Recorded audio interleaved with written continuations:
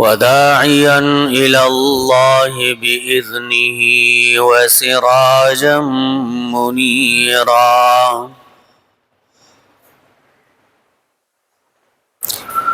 أما بعد فقد قال الله تبارك وتعالى: وما هذه الحياة الدنيا إلا لهو ولعب وإن الدار الآخرة لهي الحيوان لو كانوا يعلمون. صدق الله العظيم وصدق رسوله النبي الكريم، ونحن على ذلك لمن الشاهدين والشاكرين، والحمد لله رب العالمين.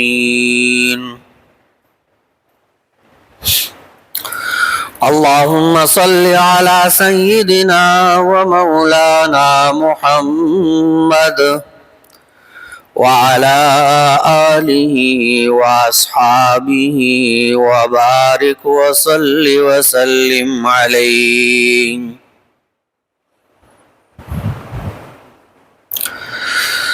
قابل احترام بزرگوں، محترم دوستوں اور ساتھیوں، معزز سامعین،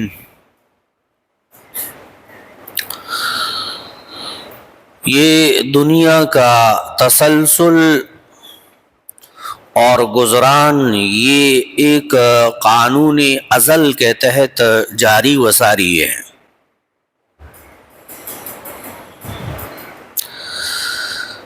دنیا کے اندر ایسا نہیں ہے کہ انسان سب کچھ جو چاہے اپنے مرضی کے مطابق کر سکے، ایسا نہیں ہوتا،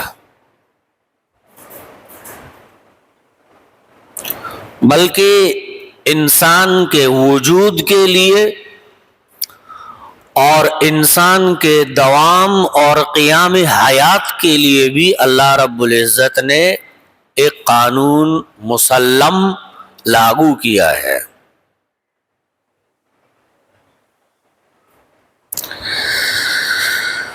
جو حضرات یہ سمجھتے ہیں کہ دنیا کے اندر کوئی قانون نہیں ہے، کوئی کسی قسم کا گرفت نہیں ہے، اطلاق نہیں ہے، تو ان سے پھر ایک ہی سوال پوچھا جاتا ہے کہ جو آدمی مر جاتا ہے وہ واپس زندہ کیوں نہیں ہوتا ہے، اور وہ واپس دنیا میں کیوں نہیں آتا ہے کہ اگر یہاں کوئی قانون نہیں ہے تو؟ یہ تو ازل سے ایک قانون اللہ تبارک و تعالی نے لاگو کیا ہے۔ کوئی بھی انسان یہ پسند نہیں کرتا کہ اس کا عمر یوں گزر جائے کہ وہ شیبہ اور بڑھاپے کو پہنچ جائے۔ کون پسند کرتا ہے؟ کوئی آدمی اپنے لیے بیمار ہونے کو پسند نہیں کرتا، لیکن اس کے باوجود انسان کو بیماریاں لاحق ہو جاتی ہے، انسان کی زندگی کا تسلسل وہ ختم ہو جاتا ہے، اور کسی بھی شخص کو کچھ بھی کوئی بھی بیماری لاحق نہ ہو تب بھی اس کی زندگی بڑھاپے سے ہی ختم ہو جاتی ہے۔ قرآن میں اللہ تبارک و تعالی فرماتے: اللہ الذی خلقکم من ضعف، اللہ وہ ذات ہے جس نے تمہیں پیدا کیا ہے من ضعف، کمزوری سے، ثم خلق من بعد ضعف قوة، اور پھر اللہ تبارک و تعالی نے کمزوری کے بعد قوت عطا کر دیا، ثم جعل من بعد قوة ضعفا وشيبا، اور اللہ رب العزت ہی کی ذات ہے جو انسان کو جوانی سے لے کر بڑھاپے میں لے چلتا ہے اور پھر وہی کمزوری ہو جاتی ہے. یعنی ایک عروج ہے، ایک زوال ہے، اور اطراف دونوں کے ضعف کے اوپر مبنی ہے، کمزوری کے اوپر. ابتدا بھی کمزوری سے ہے، انتہا بھی کمزوری پر ہے.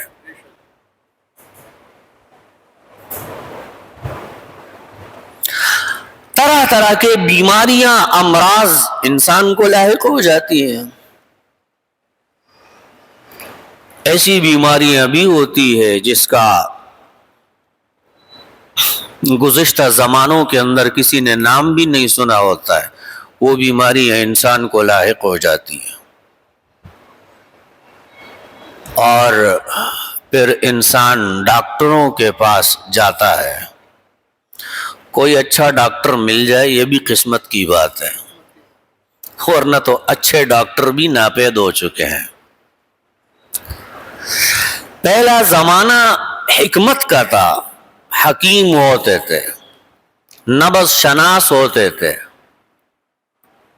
نبض کو پکڑتے تھے، انسان کے عوارض کو بتاتے تھے اور پھر وہ دوا دیتے تھے جو مؤثر اور کارگر ہوتی تھی.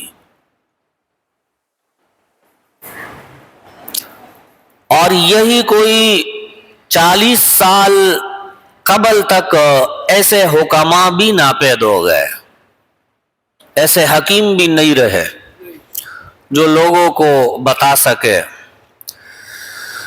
کیونکہ پھر ایک دور آیا انگریزی دوائیوں کا، انگریزی دوائیاں آ گئی اور اس میں جلدی ہوتی ہے، جو کام کرنا ہوتا ہے وہ جلدی ہو جاتا ہے. جو حکیموں کی دوائیاں ہوتی تھی اس میں تو کبھی ٹائم لگ جاتا تھا، اس میں ٹائم لگتا تھا کہ بھئی یہ ٹھیک ہوگا. تو لوگ طبیعت کے اندر جلد بازی لے کر آئے ہیں. وَكَانَ الْإِنسَانُ عَجُولًا، انسان جلدی کرتا ہے، طبیعت ہے نا انسان کی جلد بازی کی.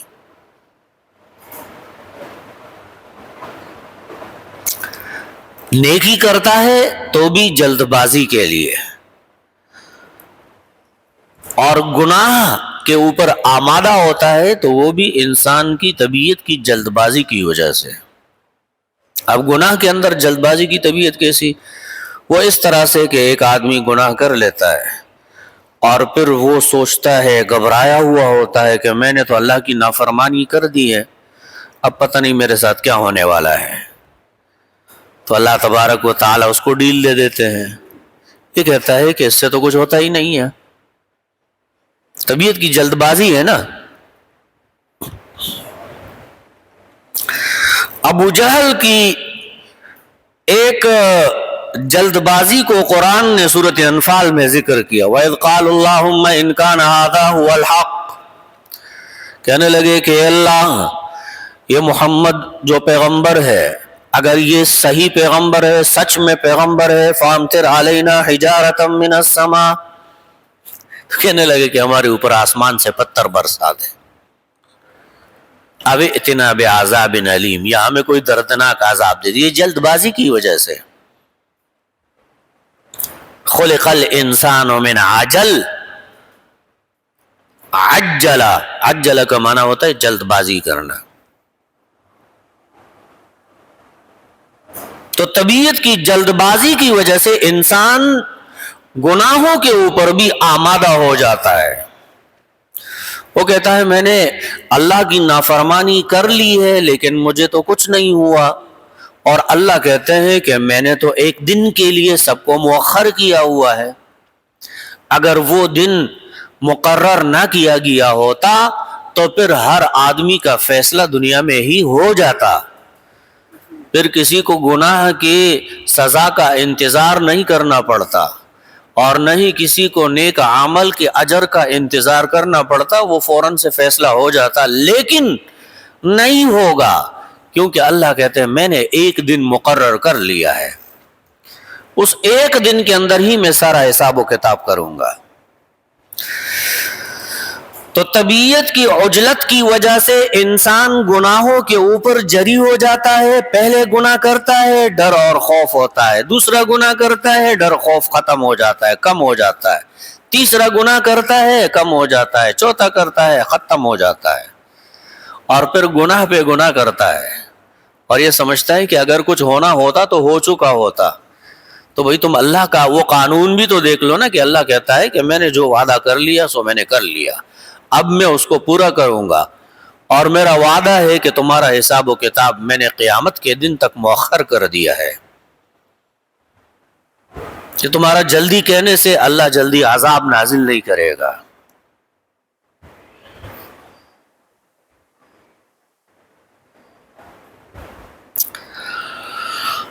قرآن کریم میں اللہ تبارک و تعالی نے ذکر فرمایا ہے کلا بل رانا علی قلوبہم ما کانوا یکسبون، ایسا نہیں ہے کہ ان کو قرآن سمجھ میں نہیں آتا، ایسا نہیں ہے کہ یہ پیغمبر کی حقیقت کو سمجھ نہیں پا رہے، ایسا بھی نہیں ہے کہ پیغمبر کی تعلیمات ان کو سمجھ میں نہیں آتی، لیکن حقیقت یہ ہے کہ ان کے دلوں کے اوپر زنگ لگ چکا ہے، دلوں کے اوپر زنگ لگ چکا ہے۔ ران علی قلوبہم ما کانوا یکسبون، بدعمالیوں کی وجہ سے ان کے دلوں کے اوپر زنگ لگ چکا ہے۔ پیغمبر صلی اللہ علیہ وسلم نے حدیث میں ارشاد فرمایا جب انسان گناہ کرتا ہے تو اس کے دل کے اوپر ایک سیاہ دبا لگ جاتا ہے، اگر وہ اللہ سے معافی مانگ لیتا ہے تو وہ دبا ختم ہو جاتا ہے، اور اگر وہ اس گناہ کے بعد دوسرا گناہ کرتا ہے تو ایک دوسرا دبا پڑ جاتا ہے، پھر تیسرا، پھر چوتھا، پھر پانچواں، کرتے کرتے اس کہا کہ پورا دل بالکل کالا ہو جاتا ہے، اور جب دل کالا ہو جاتا ہے تو کہا کہ اس کو اللہ نے قرآن میں بیان فرمایا ہے ران علی قلوبہم، ان کے دل کے اوپر زنگ لگ چکا ہے، ما کانوا یکسبون، گناہوں کی وجہ سے۔ گویا کہ اس زنگ سے نقصان یہ ہوتا ہے کہ انسان کے دل کے اندر احساس گناہ ختم ہو جاتا ہے، پھر محسوس ہی نہیں ہوتا ہے کہ بھئی میں نے کوئی گناہ کیا ہے۔ دیکھیں دو چیزیں ہیں جو انسان کے لیے بڑی خطرناک ہیں، دو چیزیں ہیں۔ پہلی چیز تو یہی ہے جو ہم نے بیان کی کہ ایک انسان کا دل زنگ آلود ہو جائے اور پھر اس کو احساس نہ رہے کہ اچھا کیا برا کیا۔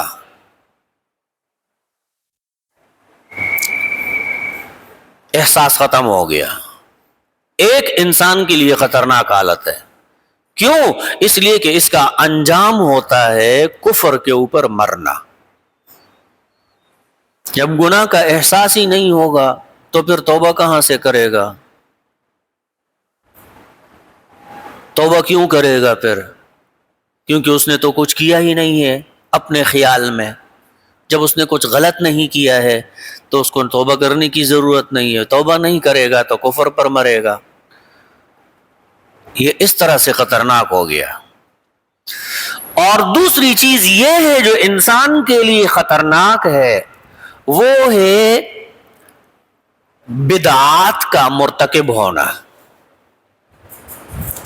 یہ سب سے بڑی خطرناک چیز ہے کہ ایک انسان بدعت کا شکار ہو جائے، دین کے اندر نئی نئی چیزیں، نئے نئے اعمال کو ایجاد کرنے لگے، اور جب نئے نئے اعمال کو ایجاد کرتا ہے تو پیغمبر کی سنت وہ پیچھے رہ جاتی ہے۔ اللہ کا وعدہ یہ ہے کہ میں پیغمبر کی سنت میں ہی تمہارے لیے میں نے کامیابی رکھی ہے۔ لَقَدْ كَانَ لَكُمْ فِي رَسُولِ اللَّهِ أُسْوَةٌ حَسَنَةٌ، تمہیں پیغمبر کی طرف رجوع کرنا ہے۔ جس عمل کی پیغمبر اور صحابہ کو ضرورت تھی اور انہوں نے نہیں کیا، تو بعد میں اگر کوئی شخص اس ضرورت کے بنا پر وہ عمل کرتا ہے اس کو بدعت کہا جاتا ہے۔ کوئی سا بھی عمل لے لو، ایک انسان ایک عمل کرتا ہے اور اس سے سوال کرے کہ بھائی کیوں کر رہے ہو، وہ کہتا ہے کہ بھائی اس میں اجر و ثواب ہے۔ دوسرا سوال پھر یہ ہوتا ہے کہ اجر و ثواب ہے اس میں، تو یہ پھر صحابہ نے تابعین نے کیوں نہیں کیا؟ کیا ان کو ثواب کی ضرورت نہیں تھی؟ پیغمبر سے بڑھ کر ثواب کے لیے حرص کسی میں تھی؟ کبھی بھی نہیں تھی۔ اور ایسی چیزیں اللہ تبارک و تعالی نے پیغمبر کے اوپر فرض کر دی تھی جو عام مسلمانوں کے اوپر فرض نہیں تھی، تاکہ پیغمبر زیادہ ثواب کما سکے۔ پیغمبر کے اوپر تہجد کی نماز فرض ہوتی تھی، عام انسان کے اوپر فرض نہیں ہے۔ تو پیغمبر کے اوپر فرض کیوں ہے؟ کیونکہ اس کا مقام اعلیٰ ہے اور اس کو ثواب زیادہ کمانا ہے۔ تو بھائی ثواب کی ضرورت تو پیغمبر کو بھی تھی، صحابہ کو بھی تھی، صحابہ کے شاگردوں کو بھی تھی، لیکن ان میں سے کسی نے یہ کام نہیں کیا۔ آپ کہتے ہیں کہ آپ کو ثواب کی ضرورت ہے، تو ثواب کی ضرورت جو ہے وہ ثواب کے طریقے پر کماؤ۔ جو طریقہ پیغمبر نے نہیں اپنایا، صحابہ نے نہیں اپنایا، وہ طریقہ اگر ثواب کے لیے آپ اپناتے ہیں تو بھئی آپ کے پاس تو پھر کوئی اور دین آیا ہوگا، اسلام دین تو آپ کا نہیں ہے۔ پھر اسلام دین تو آپ کا بن ہی نہیں سکتا ہے نا پھر، کیونکہ اسلام دین کے اندر تو پیغمبر نے جب یہ عمل نہیں کیا تو ہمیں یہ سمجھ میں آ گیا کہ یہ اسلام کا عمل نہیں ہے۔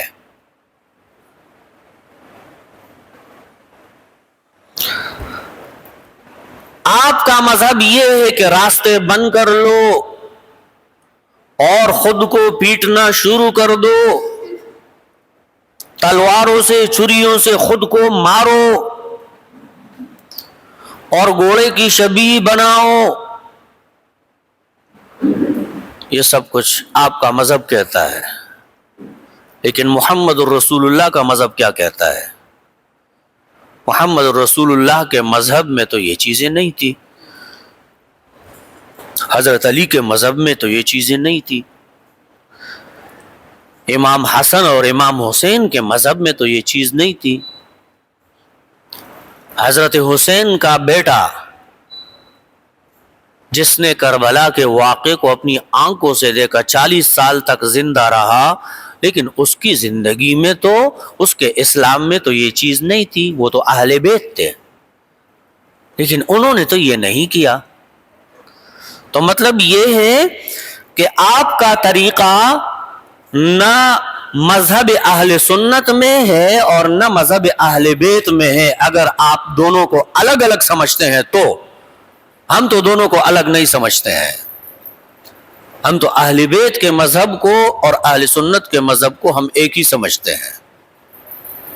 آپ الگ سمجھتے ہیں تو پھر بھی آپ اہل بیت سے اس عمل کو ثابت کر کے بتائیں نا کہ اہل بیت نے کب کیا ہے؟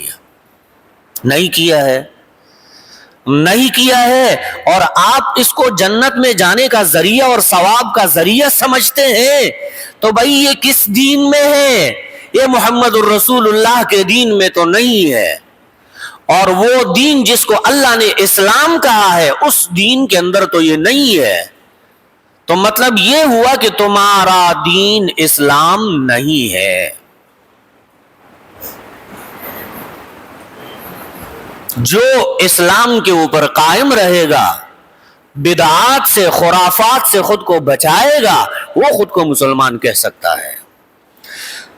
تو میں نے کہا کہ ایک تو انسان کے لیے خطرناک چیز انجام کے اعتبار سے یہ ہے کہ ایک انسان کے دل سے گناہ کا احساس ختم ہو جائے کثرت ذنوب کی وجہ سے۔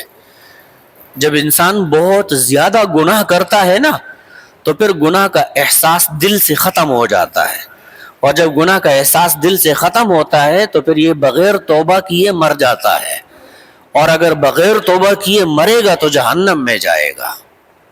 یہ قانون ہے اللہ کا، اور اللہ کا فضل یہ ہے، اللہ کا فضل کیا ہے پتہ ہے؟ اللہ کا فضل یہ ہے، اللہ کہتا ہے کہ میں مشرک کو تو نہیں چھوڑوں گا، مشرک کے علاوہ جس کے لیے میں جو چاہوں معاف کر دوں گا۔ کسی نے نماز نہیں پڑھی ہے تو اللہ کہتا ہے میں چاہوں تو معاف کر دوں گا۔ کسی نے زکوٰۃ نہیں دی، اللہ کہتا ہے میں چاہوں تو معاف کر دوں گا۔ کسی نے روزہ نہیں رکھا ہے، اللہ کہتا ہے میں چاہوں تو معاف کر دوں گا۔ کسی نے چوری کر لی ہے تو اللہ کہتا ہے میں چاہوں تو معاف کر دوں گا۔ لیکن جس نے اللہ کے سوا کسی اور کی عبادت اور بندگی کی ہے، اور جس نے اللہ کے ساتھ کسی اور کو شریک سمجھا ہے، اللہ کہتے ہیں اس کو تو میں نہیں چھوڑوں گا۔ یہ اللہ نے اپنے آپ پر لازم کر دیا ہے۔ ان اللہ لا یغفر ان یشرک بہ ویغفر ما دون ذلک لمن یشاء۔ اس کے علاوہ جو بھی ہے، اللہ فرماتے جو کچھ بھی ہے، ویغفر ما دون ذلک، اور جو بھی عمل ہوگا وہ اس سے کم ہوگا اور میں اس کو معاف کر دوں گا جس کے لیے میں چاہوں۔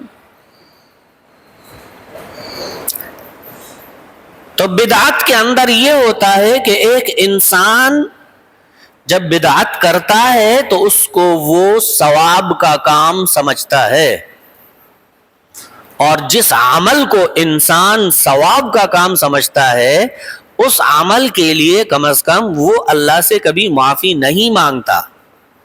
حالانکہ غلطی یہ ہے کہ وہ عمل دین اسلام میں ہے ہی نہیں، لیکن اس نے اس کو دین کا حصہ بنا دیا تو یہ بڑا مجرم ٹھہرا۔ ایسا مجرم بنا کہ اس کو خود نہیں پتا کہ میں مجرم ہوں، اس کو خود نہیں پتا کہ میں مجرم ہوں۔ تو جب پتا ہی نہیں ہے کہ میں مجرم ہوں تو پھر وہ معافی کس چیز کی مانگے گا؟ ایک آدمی کو پتا ہی نہیں ہے کہ میں بیمار ہوں تو ڈاکٹر کے پاس کیوں جائے گا؟ ڈاکٹر کے پاس تو نہیں جائے گا نا جب تک کہ اس کو یقین نہ ہو کہ میں بیمار ہوں۔ ساری دنیا اس کو کہے کہ تم بیمار ہو، وہ نہیں مانتا تو ڈاکٹر کے پاس نہیں جائے گا، علاج کے لیے نہیں جائے گا۔ اور جس دن اس کو یقین آ گیا کہ ہاں واقعتاً میں بیمار ہوں، تب جا کے وہ ڈاکٹر کے سامنے پیش ہوگا۔ تو بدعتی شخص اگر اس کو اس چیز کا ادراک ہو جائے کہ وہ جو کر رہا ہے یہ دین کا حصہ نہیں ہے، یہ دین میں اضافہ ہے جو کہ ایک جرم ہے، تو وہ اللہ کے حضور توبہ کرے گا، نہیں تو نہیں کرے گا۔ تو جس کے دل سے گناہ کا احساس ختم ہو، جو گناہ کو گناہ نہ سمجھے، اس آدمی کے لیے خطرہ ہے۔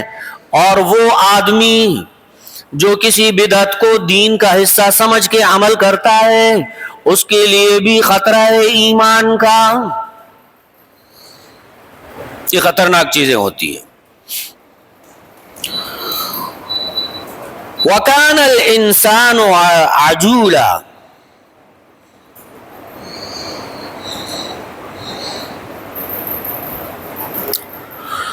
تو جلد بازی کی طبیعت یہ انسان کو لے جاتا ہے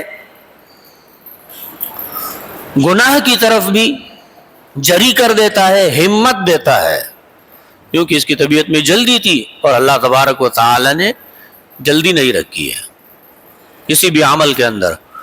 قرآن میں اللہ فرماتے ہیں وَلَوْ يُعَاخِذُ اللَّهُ النَّاسَ بِمَا كَسَبُوا، اگر اللہ رب العزت دنیا میں ہی انسان کے عمل کا فیصلہ کرنے لگ جائے، اگر اللہ دنیا میں ہی انسان کے کیے ہوئے کا فیصلہ کرنے لگ جائے، ما ترک علی ظہرہا من دابہ،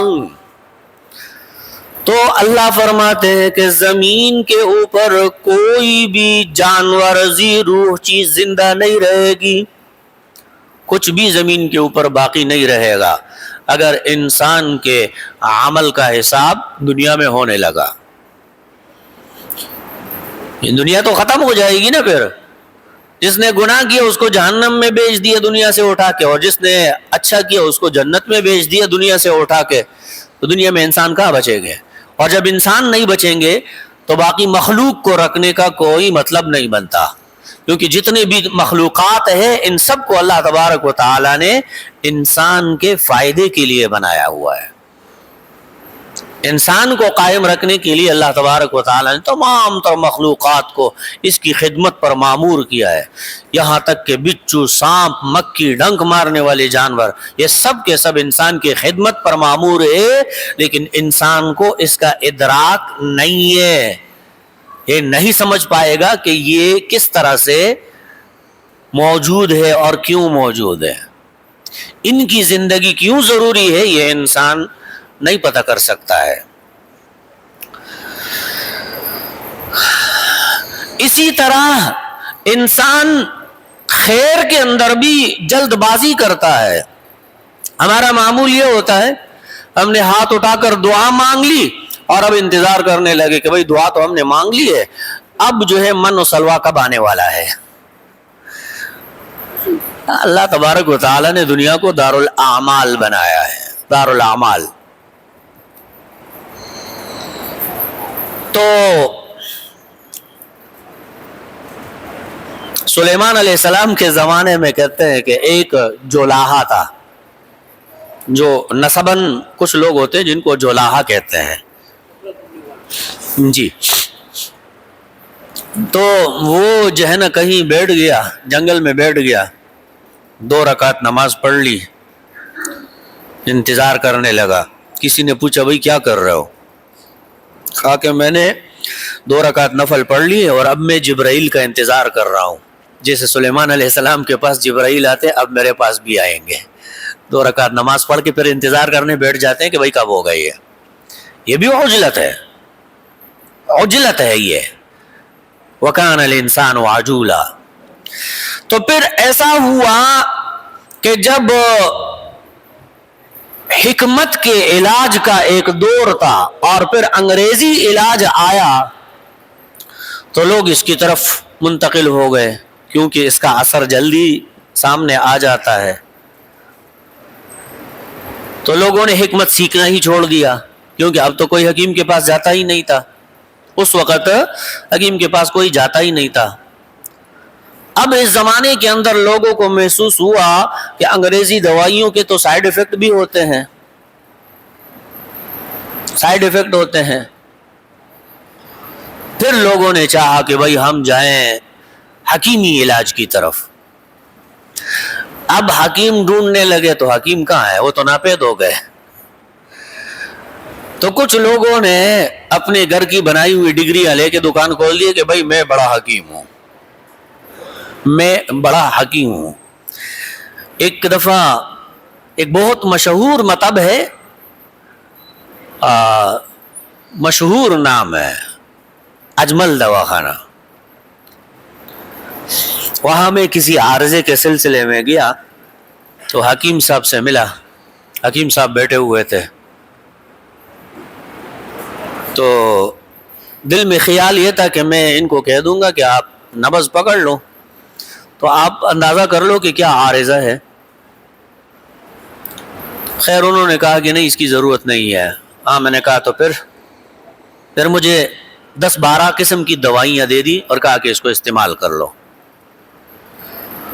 میں نے کہا حکیم صاحب میرا یہ مسئلہ ہے تو اس کے لیے کیا کرنا ہوگا؟ کہا کہ یار 12 دوائیاں آپ کو دیے، کوئی تو کام کرے گا کوئی دوائی تو کام کر لے گا. تو اس طرح حکیم بچ گئے. پھر وہ حکیم تھے. اب ڈاکٹر جو ہے وہ بھی ایک پیشہ بن گیا. ڈاکٹری ایک پیشہ بن گیا. پہلے جو ہے لوگ جو علاج معالجہ کرتے تھے وہ اس کو اپنا پیشنٹ سمجھتے تھے کہ بھئی اس میں مجھے کمال حاصل کرنا ہے.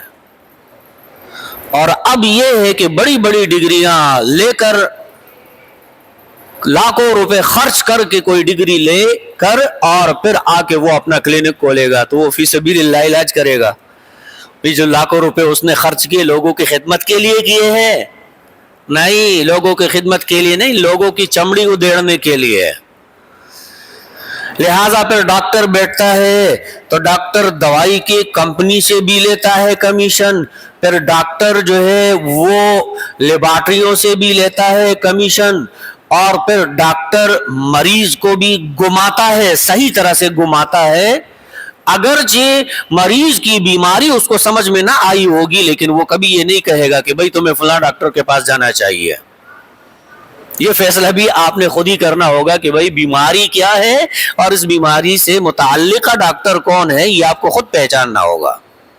کسی جنرل ڈاکٹر کے پاس چلے جائیں گے، وہ بھی نہیں کہے گا، وہ بھی جو ہے دراصل پرچی لکھ کے گولیاں آپ کو لکھ کر دے گا، کیونکہ اس کو تو دوائی میں کمیشن ملنی ہے۔ تو صحیح ڈاکٹر مل جائے کسی کو، یہ بھی بڑی غنیمت ہوتی ہے، بہت بڑی غنیمت ہوتی ہے۔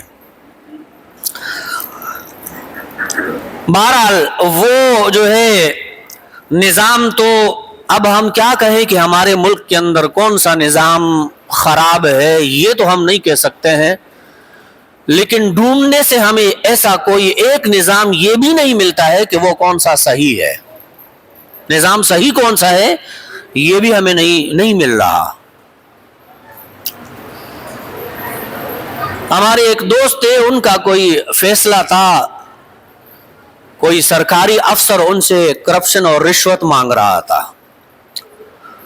تو سرکاری افسر کے اوپر انہوں نے کیس کر دیا، کیس چلتا رہا، اس کے بعد ثبوت اور سارے دلیلیں وہ جج کے پاس پہنچ گئی، بات صاف ہو گئی کہ بھائی یہ جو بندہ ہے اس نے یہ زیادتی کر رہا ہے، یہ کرپشن کر رہا ہے، یہ رشوت مانگ رہا ہے، ٹھیک ہے، جج کے سامنے یہ بات ہو گئی، فیصلہ محفوظ ہو گیا۔ اب جج جو ہے وہ مدعی سے کہتا ہے کہ تم مجھے 4 لاکھ روپے دے دو تو پھر میں تمہارا فیصلہ سنا دوں گا۔ یہ ابھی کی بات ہے، یہ کوئی پرانی بات نہیں ہے، ابھی کی بات ہے۔ تو انہوں نے کہا کہ بھائی کیوں دے دیں، ہم نے کرپشن کے اوپر کیس کیا ہے اور جج ہمیں خود کہہ رہا ہے کہ بھائی مجھے پیسے دو تو میں تمہارا فیصلہ سناؤں گا۔ ہمارے پاکستان کے عدالتی نظام ہے۔ اچھا، انہوں نے کہا نہیں بھائی ہم پیسے نہیں دیں گے۔ اچھا نہیں دیں گے تو جب بھی تاریخ آتی ہے بھائی 3 مہینے کے لیے تاریخ لیٹ، اگلی تاریخ آتی ہے 3 مہینے کے لیے لیٹ، 1.5 سال اس میں گزار دیا کہ بھائی آپ کا فیصلہ سنانے کے لیے آپ کو مجھے پیسے دینے پڑیں گے، نہیں دیں گے تو میں کبھی آپ کی تاریخ میں آگے بڑھاتا رہوں گا اور فیصلہ نہیں کروں گا۔ بالآخر انہوں نے دوستوں نے کچھ پیسے جمع کر لیے اور جج کو دی، اور پھر جج نے اگلی تاریخ پر فیصلہ سنا دیا کہ متعلقہ ادارے کے شخص نے کرپشن کی ہے یعنی کرپشن کر کے کرپشن کا فیصلہ سنا دیا عدلیہ نے۔ تو پھر ہم کہتے ہیں کہ بھائی ہمارا نظام خراب ہے، تو نظام تو ٹوٹل باڈی خراب ہے، سڑ چکا ہے، پورا نظام خراب ہے۔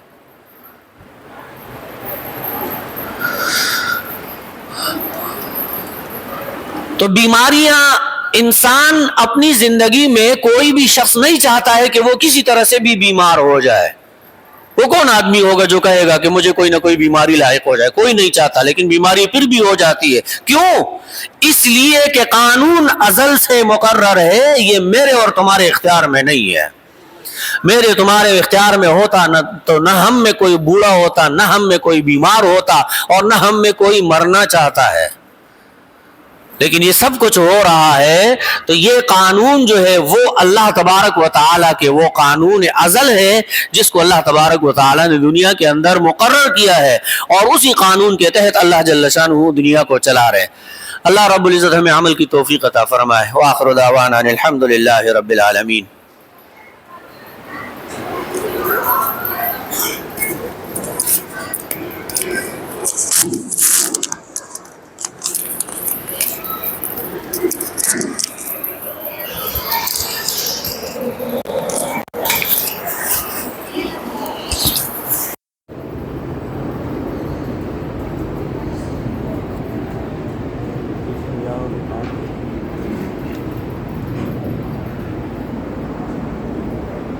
ریکارڈنگ ہوئی ہے جی کیسے بتا تو بند تو کرو